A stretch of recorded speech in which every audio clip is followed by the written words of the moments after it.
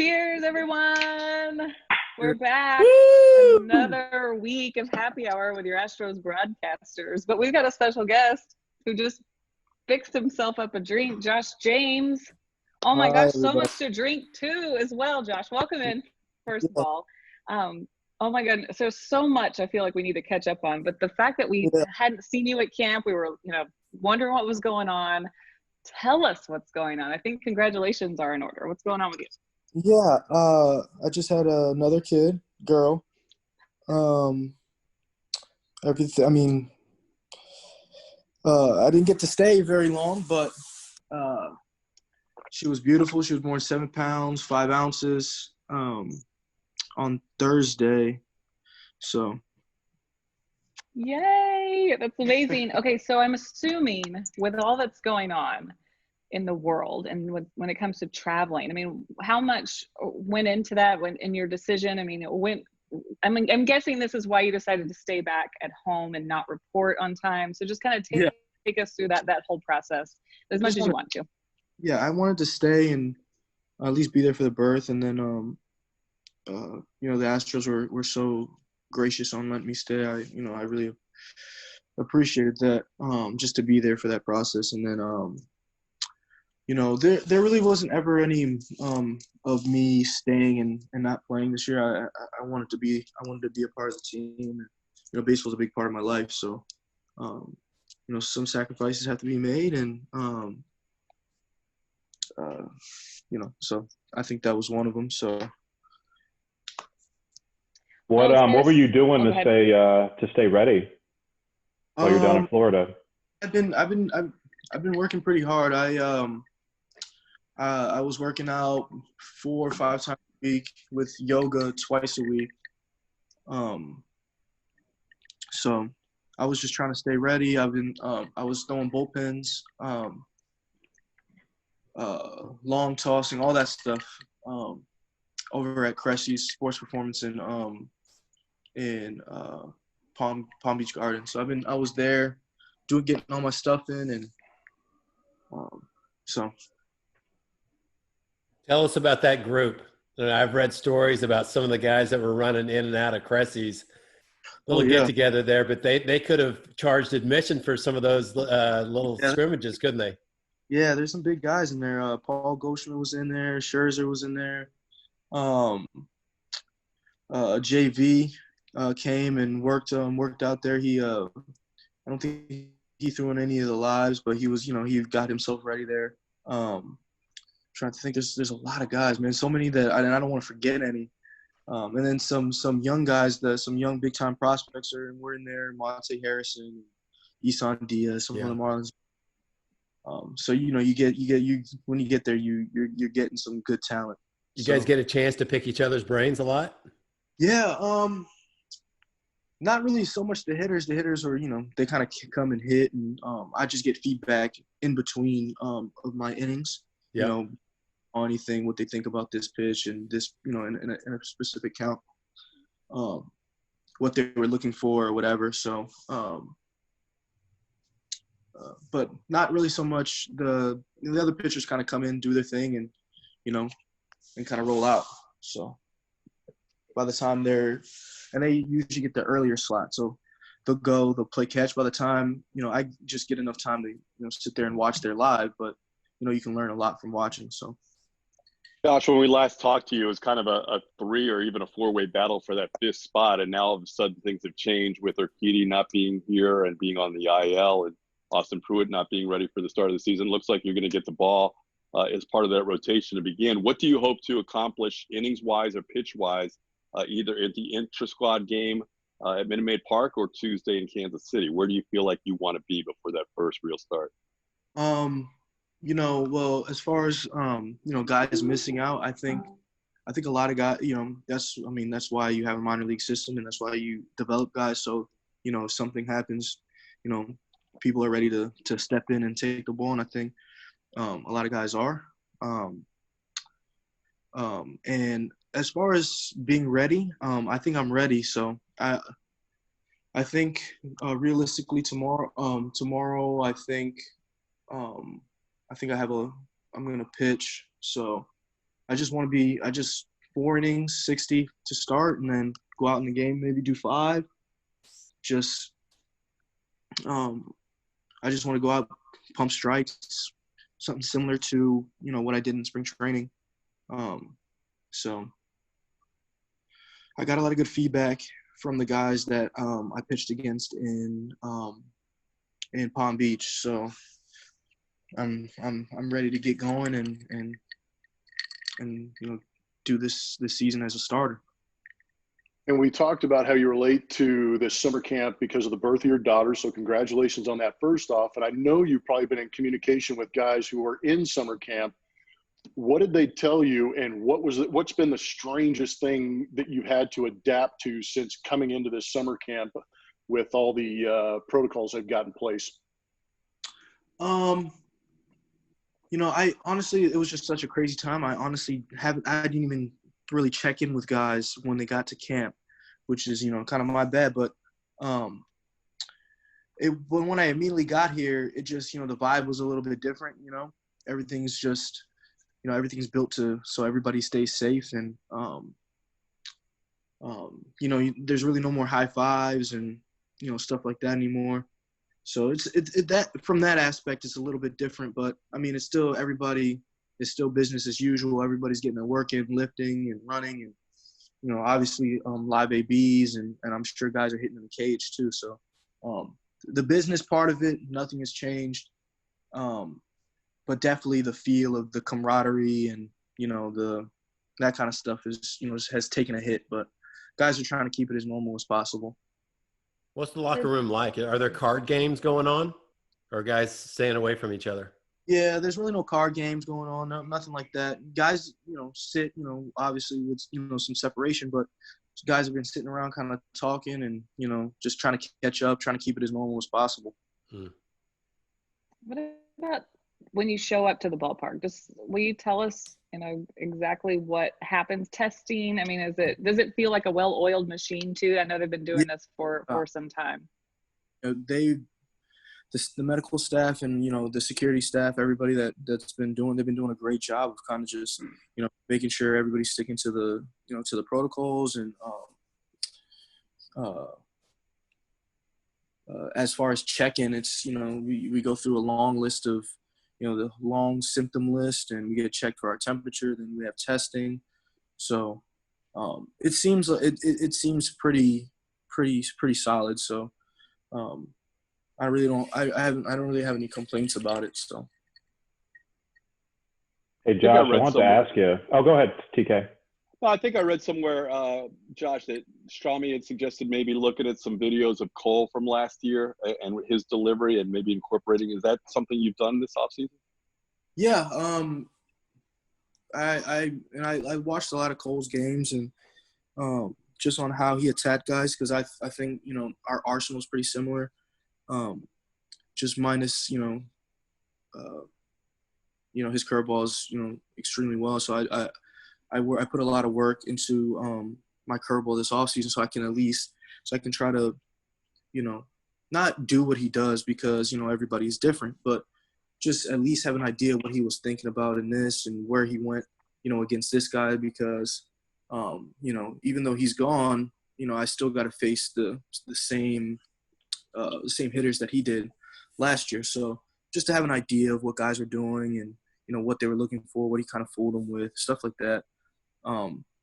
But as far as delivery goes, I just, I took some video to my pitching guy, Brian Kaplan, and he, we looked at some slow-mo video, and my body just works a little bit different than his, and, he's a little bit more linear, I'm more rotational, so some of the things that he accomplishes in his delivery that I can't do just, because of the way I'm made. So, we kind of found something or played with a little something, and even Strom. This is something that goes back to Strami. What he had me doing in spring training. So, we kind of took that and kind of made it and morphed it into something, a throwing program that's been working pretty well for me. So. Hey, Josh, I wanted to ask you, so you just had your second child, and again, congratulations, Sophia, and you have a son, Noah, who's what, about 2 now? Almost 2, yes. Almost 2. How did you and your wife, Gabby, how did y'all come up with Sophia and Noah for names? And I'm really asking this question for Julia because she needs all the help naming her baby that she can get. Honestly, it was just names that we liked. It wasn't really like, there really wasn't any, we really didn't search or anything. It was just something that we had kind of just come up with. So it wasn't like we went through books and articles or anything like that. We just kind of, heard those names and we kind of went with it. I'm so jealous right now, Josh. I'm super stressed over picking a name. I feel like it's the most important thing ever. one of the like biggest, not biggest deals, like you don't want to name you want to name your kid something that gets picked on or she gets picked. You know what I'm saying? That's I see where you're going with that, but it's a big deal, but it's not. Just don't let their name rhyme with something. Yeah, good luck with that. That's good advice. That's good advice. Does it feel like opening day is, just over a week away? I mean, is it still kind of surreal that this is happening and baseball is going to be played after all that you've been through the last 4 months or so? It's funny that you say that. I was honestly just thinking about that. I was like, man, like it's like little less than a week away, It's close to, so. Yeah. Oh man, it just feels like it kind of, got on me quick, but I'm excited. Like I'm excited. Anytime you get to put on a uniform, I feel blessed. So I'm happy to, get another year, another opportunity, to, show what I can do. And so, I'm just excited. Does the schedule work out to where you're going to make an appearance in either of those games in Kansas City? Have you heard? Yeah, I'm going to be throwing on Tuesday. Nice. Yeah. We'll get to watch that. That'll be great. Yeah, I'll be throwing on Tuesday. All right. Any other questions? We've kept you long enough. I know you've got to get your rest. I'm just finish that drink. It's not close to my bedtime yet. You do need to finish that drink. We do appreciate the time though, in these crazy times and jumping on Zoom with us. This is how we're going to communicate this season. Are you ready for that? Yeah. It's a little different, but just you gotta get, you gotta adapt. So, but yeah, you guys, I'm not doing nothing but playing 2K. So. You guys is that how you're getting your scouting reports? Yeah, that's it. That's so good. Well, thank you. Thanks a lot. And best of luck the rest of summer camp. And yeah, we'll see you soon. Thanks, guys. Thanks, congrats, and thank you, Josh. Josh. Yeah, thanks. Congrats again. Tell Gabby hello. I will. Take care. Yay, Josh. Okay. Josh is in camp. Josh is in camp. That was big. That's huge. That's huge. It was so big too. Is we didn't know. It's like, I think some of us were speculating, like we're speculating with some of the guys that are still out of camp, what's going on, because they can't really say because of the HIPAA laws. But it was great to hear that it was great news in the James household, and that he arrived in camp a little late, but he was ready. Sounds like he was working out really hard to stay in shape. He can go 5 innings Tuesday in Kansas City. Yeah. Oh man, then he'll be great with that. Day game. Right. Have you seen the weather? How hot it's going to be up there too. 100. Oh yeah, I know everybody in here. I know, especially you, Robert. You missed those summer days in Kansas City. Not in the least. I love the roof. The roof is beautiful. The roof is good. Those are some of the hottest games I've ever worked. Yeah. Like the midsummer in Kansas City. We did a series there, I want to say 2 or 3 years ago, and it was like right in the middle of summer, and I think it got to 100 every single day. Oh man, and it was just like we went in, like I was excited when I saw the schedule last year, and we didn't go until like mid-September. I'm like, great, it'll like have cooled off by then. I mean, people talk about Yeah. You're hearing stories. Salvador Perez has to get IVs before the games. Mm-hmm. Oh, Well, and remember that stadium used to, I mean, I know you know, Sparky, that stadium had turf back in the day.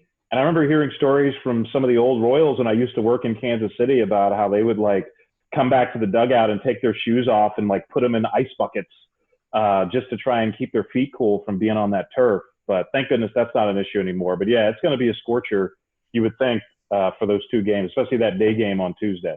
Yeah. Well, Josh was in Florida. He's ready for it. Yeah. And he probably walked from his house to the car here for 10 minutes, and that probably got him in shape for it. That's all you need, yeah. Yeah. It has been so hot in Houston, and I'm wondering, is it always this hot? But yeah, I'm in Minute Maid Park with you guys for most of the summer, where it's 72 so degrees. Funny you said that because late afternoon. Somebody said to me the other day that like last summer was worse. I'm like, it was? I didn't really How would we know? We're either at Minute Maid Park where it's 72, or on the West Coast where, you know, I mean, like Seattle this time of year is just beautiful. So beautiful. Ridiculous. So yeah, I mean, I feel I've lived here for long enough. I should be used to this, but I'm not. No, go ahead. I'm curious if Sparky, is that your AARP trophy? Yeah, ask Sparky about his trophy. What's going on here? No, it was just sitting on my desk. Do you get that when you get your gold card in that? What I mean, wow! Congrats, bro. Thank you. Yeah, it's my AARP. I turned 56 a couple of weeks ago, and this is what I got. They come with tapioca? That's right. It's horns from an axis deer. I went hunting last weekend. Ooh, nice. And that's what I got. That's outstanding. How'd you really get it, dude? We know because you beat the pants off me and TK. It's just a trophy from a golf tournament. So this is how it goes. Did you win the whole tournament? Oh, no. Well, you just said that. My flight. You could have fooled me. Yeah, he won it. Yeah, they broke it up into flights, but he won that. So this is what Sparky does. He's really good at going, hey, TK, Blummer, man, you guys are awesome at golf. Why don't you come out and play in this cool tournament I have set up? And then he comes out there and just beats the heck out of us and takes the trophy home while we're sitting there paying for our own beers. Did you not win your flight, Blummer? I thought you were going to win your flight, Blummer. No, some dude shot 36 on the back. Yeah, I was like, whatever. I think you got pencil whipped. I did, big time, man. There was no accountability. That guy was playing in a group of one. You gotta Julia, get it all in. Your husband was in the tournament, and he played. He didn't even tell me that you won a trophy, so he must have been so mad that he didn't win a trophy that he didn't want to talk about it. It was my He didn't act like he was mad. He had a good time. He played well. He always yeah, did. you crazy. It was 500 degrees outside. What were y'all doing? It was hot. I played 3 days in a row. It was smoking Friday, Saturday, Sunday. By the end of Sunday, you played the 3 hottest days of the year. By the end, I fell into a pool, and I was like, I'm done with golf for a while. And what a lot of people don't know about TK is that he's a self-proclaimed, what'd you call yourself, a lizard or an iguana? I am a lizard, yeah, iguana. Closer to the equator, the better for me. Yeah, the dude loves the heat. He loves the humidity, never complains in Texas, never complained in Kansas City. Finally, that Saturday when we were playing that tournament, I finally turned to it. I think it was like the 15th, 16th hole. I go, TK, are you finally hot? And he goes, yeah, this sucks. Well, I'm glad you're getting all this golf in before games start. We're about to all have to get to work. It's over now. Like I was asking Josh, does it feel surreal to you guys that this is happening as we start to have some conversations about what it's going to be like and all that? I feel like it's kind of coming too fast now. I'm like, wait, I've had all this time, and all of a sudden I'm like, wait, what? Next week I got to be on TV? What? Are y'all like that? Yeah, we were having conversations last week. Like, hey, are you ready? And I think everybody's starting to put their notes together now. All right, Seattle's the first series. We got them for 4 games. Let's get our heads together and talk notes, and trying to gather as much intel as I can from what's going on with the Astros. And, I just don't want to have broadcasts that isn't giving more information than what somebody can read from our beat writers, right? I mean, that's what makes our access usually unique. Yeah. Yeah, I agree. And like the last couple of days I've been boning up on the Royals since Steve and I are doing those 2 games on Monday and Tuesday in Kansas City. We're not going to be in Kansas City, but the games will be in Kansas City, and we'll be doing those on the radio, and just kind of getting ready for that. And I was actually on a Zoom call with a bunch of other American League broadcasters on Monday.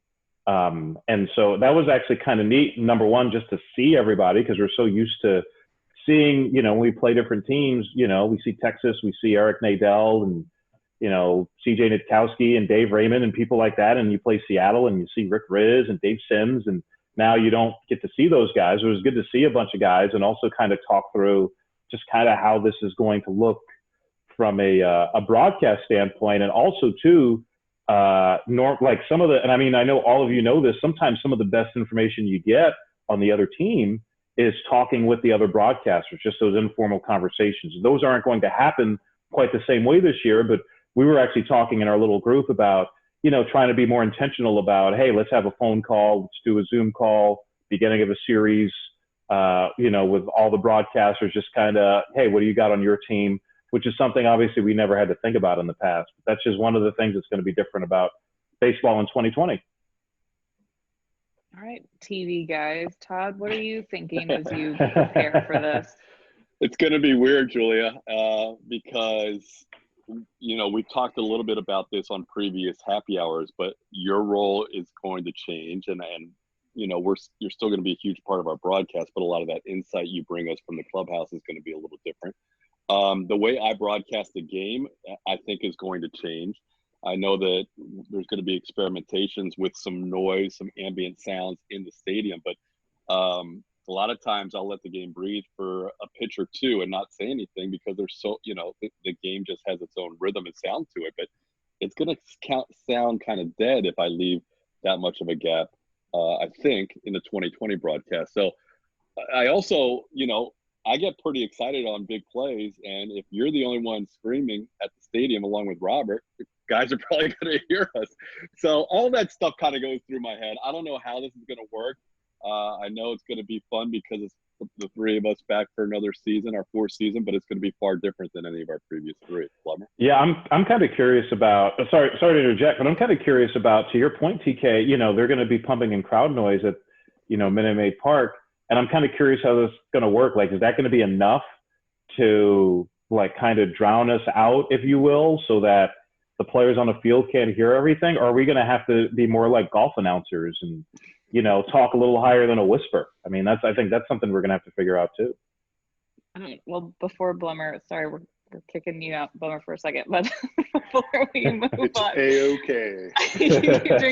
No, what I found funny, Dusty Baker always has a great quote in his daily media sessions, but I laughed out loud when Dusty was talking about the crowd noise that they pumped into today's workout, and he said, I thought someone left the water faucet on, I'll tell you. That's what I thought was going on. I asked around, and it turns out it was the crowd noise they were trying to pump in. So I think I've heard other teams are experimenting with as well, like they're trying to figure out the volume and just how loud. I know one team, I think it was the Brewers, somebody got a hold of it and they booed Christian Yelich. I mean, it's like they're having some fun with it right now as they figure it out. But yeah, I don't know if water faucet's going to be enough to drown you guys out. Blummer, tell us what you're thinking as you start preparing yourself mentally for these games coming up. I've never been so grateful to be a color analyst in my life. This play-by-play thing looks a little scary, to be honest with you. Because I kind of compare it to going on the road to Washington and calling games from the Nationals or Pittsburgh, where you've got these horrific vantage points from the top of the field. And I feel like, the play-by-play, you guys are calling fly balls. How are you going to figure out depth perception and things like that? Or if a guy gets a hold of one, that's what's so valuable about being in person, is that their experience helps them call the game because of how the ball comes off the bat or how a fielder reacts. And I'm just grateful that I have the luxury of having, obviously, a great support group, and then being able to just kind of sit back and let the play unfold and then wait for the replay and go, oh, that's what happened, and then sound like a genius, hopefully. But the part that I'm most concerned about, to be honest with you, and probably what a lot of people don't know, is that when we arrive at the ballpark, we get there relatively early, and we have a room or we have a specific area that we prep at to get ready for the game. And a lot of times it has me looking over my shoulder and asking Robert a question, or looking down the table and going, "Hey, Sparky, did you see this number?" And that's what I'm going to really miss, is how everybody in this group thinks and looks at the game just different enough to where you can gather some information. And that's probably what I'm going to miss the most. But I'm going to try and find some cell numbers of guys on the team and just badger them to death with text, trying to figure out what the heck's going on the field after a game. Well, you know what, TK mentioned it, my job's going to change tremendously, and just that I don't have the access to the clubhouse, or, just walking up to these guys. And especially before game, I'm always got an eye. I am the eyes and ears for a lot of fans in the broadcast. I pride myself on that, but I'm also for some of you guys and guys in the truck, as sometimes I hear things and see things before anyone else, just because I happen to be so close. And so, at home, obviously you guys can still see the field, but the road games, I think, are going to be extremely challenging, as we will be leaning on that visiting, or the home feed, I should say, will be the visitors, but that home feed and all their camera shots and what they take and the angles, and I know that our technical crew is already working on this and figuring out how it's all going to work. And we have some talented people in that TV truck that are going to do great work, I'm sure, with what they have. But they will be, hands tied a little bit. It won't have all the resources they're used to having. And then, of course, we're just kind of at the mercy of whatever's on the screen. So for all of us, I feel like that's going to be a huge challenge. But, I'm interested to see how we're going to start the season. And then, as this goes on, what our broadcasts are going to sound like or feel like a couple of weeks in, as we really start to get warmed up. I think it will take a little time for us to adjust to some of this stuff, right? Yeah, I'd agree with that. That's why I'm kind of looking forward to doing these 2 games in Kansas City next week, because it's a chance to kind of work out some of those kinks and figure out things and figure out what, works, what maybe doesn't work. I do also like the fact that the Astros are opening the season at home. So it'll be, what, I think it's 6 games at home against the Mariners and Dodgers before the first road trip. So that'll be kind of nice to kind of maybe get into a little bit of a rhythm before we have to do games off of monitors for the, the first road series of the regular season.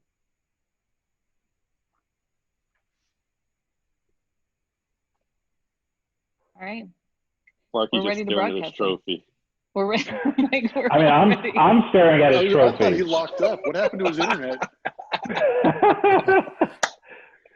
I'm like you guys. We just don't know. I don't even know what the monitors will show. Right. They better show the defensive alignment somehow, right? That's what. You're just dying for the defensive alignment. You want to know where the third baseman is at all times. How about bullpen? Who's getting loose, or if a pinch hitter's on deck, or if a defensive change has been made in between innings and we don't notice until a fly ball goes to the guy. There are so many things. That's the thing. I don't know if you don't know who's warming up, it's hard to, coming back from a commercial break, to be ready for the relief pitcher and to give information before the inning starts if you don't know who's coming in away. Yeah, that's a good or point. Also just to talk strategy too, because it's like, all right, this lefty's warming up. He's warming up for this guy 2 batters away. Obviously that's a big part of what we do. Just all these things we take for granted that we have access to and that we can see being at the ballpark, obviously is going to be different with doing the road games off of monitor. Hey, I know Julie was mentioning Dusty talking today. He did make the proclamation that JV, not a shock, is going to be the opening day starter. That's now going to be 12 opening day starts for Justin Verlander. He's one of 10 pitchers all time. So that it wouldn't have worked out. If this season started on time, JV would have had to wait till next year to get his 12th. But now he's one of 10 all time. So that's pretty And then of those 9 that have had 12 or more opening day starts, 8 of them are in the Hall of Fame. Roger Clemens is the only one who's not. Not that we needed something else to punch Justin Verlander's Hall of Fame ticket at this point. Did you guys hear his comments a couple of days ago talking about playing 8 to 10 more years? Yeah. That's great. Hey, I looked up Nolan's numbers. his idol is Nolan. Nolan won 105 games and had 2 no-hitters in his 40s, and he won 105 games from JV's current age to the end of his career. Dang. So if he wants to be like his idol, conversations. So have you seen These are the JV conversations pitch? I'm talking about before games. This is what I'm talking about. Have you seen JV pitch in these streamed games? These last 2 outings he's had? Dude, he looks filthy. He literally looks better for me, he looks better than he's ever looked right now. And you can tell his mentality when he's out there too. He is attacking. The sharpness of his curve and his slider right now are as sharp as they've ever been. And we're talking about somebody who's struck out 590 guys his last 2 seasons. So Sparky, can you see the mechanical adjustments he's made to compensate for his groin? Yes. So the one thing that I've noticed more than anything else is where he breaks his hands. He was last year breaking a little higher, and this year he's breaking a little bit lower. So rather than his arm having to go down and up, now when it breaks low, all he has to do is get it up so he can get the ball out in front of his face more easily every time he releases it. So I think he's simplifying things just to get the ball out front a little more easily. And I think that's why you're starting to see the sharpness of his breaking pitches, especially his curveball right now. Yeah. Only mistake he made in those 2 intra-squad games was after his first inning of the first outing. He walked towards his home dugout, and he was on the minor league. Creature of habit. I do love that they're streaming those. Hey, who's the 5th starter? Hooked to those. Fromber. Are we saying JJ's 4? I think JJ's 4. Yes. Yeah, I think it's shifted forward. Yeah. Yeah, it sounds like McCullers gets that second start. Did y'all hear him say that? It sounds like it'll be Verlander, McCullers, Greinke. I mean, the days off. Because of that canceled workout day messed up Greinke. Mm-hmm. Yeah. I think the 5th starter goes to Framber Valdez or Cy Snead. I know Shrami yesterday was talking up Framber quite a bit and how good he's looked. So, I'd agree with you, Steve. It seems like Framber does have the leg up. And I mean, we all know how good Framber's stuff is. It's more about throwing strikes consistently with him. And if he can do that, there's no reason why he can't be, one of the top 5 starters on this Astros team. And for the 5th starter, you're looking at 9 starts. The other 4 can cover 12 starts or 51 starts. The other 4 starters can cover 51. So you're looking for 9 starts. So maybe be creative as far as matchups, however you want to do it, but you're only looking at 9 starts out of your 5th guy. That's based on the 6 off days. That's kind of where I'm leaning with the 5th starter. I would imagine they try and go matchups if they can, because you got Pruitt, Peacock. If he comes, if he's fine and able to give you some innings, they might go matchups. Right. Well, and with the season being so much shorter, you're not as concerned about, like Verlander, we want to give him that extra day on occasion so that he goes on, 5 days rest as opposed to the normal 4 days rest, where you may think about that more in the traditional season. Maybe you don't think about that as much in a 60-game season.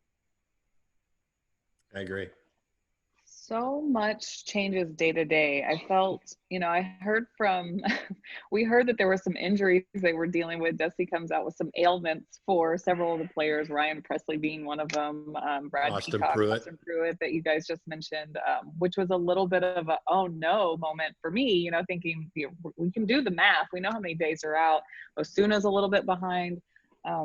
But it's amazing what just one day and talking to Josh James and hearing about how great he's doing. And if you can get some of these guys back, like the way Brent Strom was talking about, some of them, they'll be fine. And then just mixing, matching, doing what you have to do.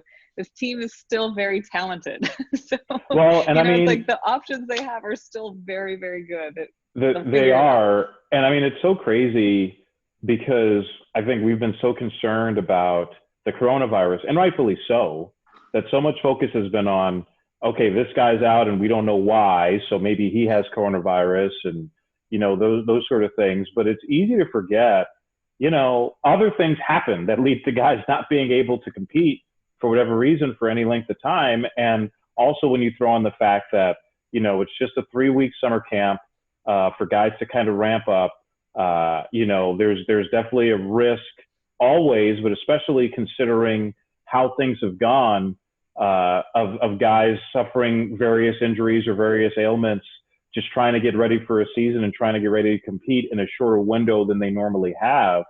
And I think it's almost like when I saw, like you mentioned, Dusty talking about a few guys who are dealing with some stuff, it like almost reminded me, it was almost like refreshing.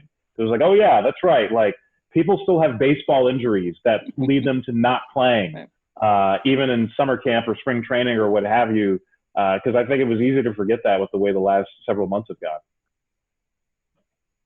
I was thinking the other day, we go normally in an off season from the end of September, because we don't do the playoffs, obviously, till the end of February, which is a 5-month gap without a broadcast.